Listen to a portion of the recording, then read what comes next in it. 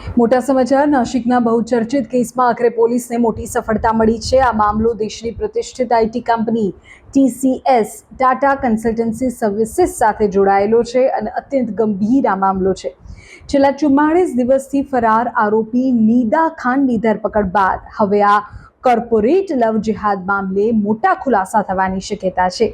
આ કેસની વિગતો આપને આપું। પીડિત યુવતી અને આરોપી નીદા ખાન બંને નાસિક સ્થિત TCS કંપનીમાં સહકર્મચારીઓ હતા।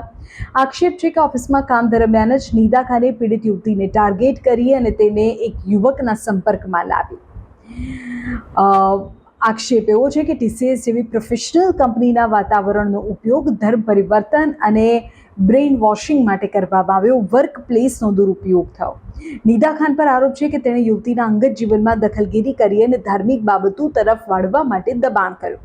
આ કેસમાં TCSના કર્મચારીનું નામ આવતા જ હંગામો મચી ગયો હતો અને આખરે લાંબી તપાસ બાદ પોલીસ નીદા ખાન સુધી પહોંચી શકી।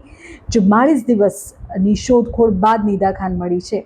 નીદા ખાન એ પોલીસથી બચવા માટે મહારાષ્ટ્રથી લઈને કર્ણાટક અને ઉત્તર પ્રદેશ સુધી ભાગતી રહી। તેણે 44 દિવસમાં અનેક ઠેકાણા બદલ્યા પણ આખરે તે પોલીસની જાળમાં ફસાઈ ગઈ।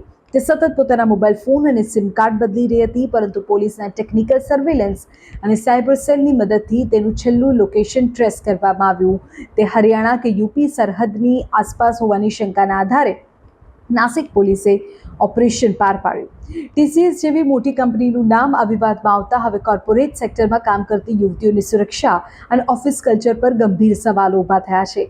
પોલીસ હવે એ તપાસશે કે શું નીદા ખાન આ મોડ્યુલ હેઠળ કંપનીના અન્ય કોઈ કર્મચારીઓને પણ નિશાન બનાવી રહી હતી। વધુ વિગતો પોલીસ તપાસ બાદ સામે આવશે।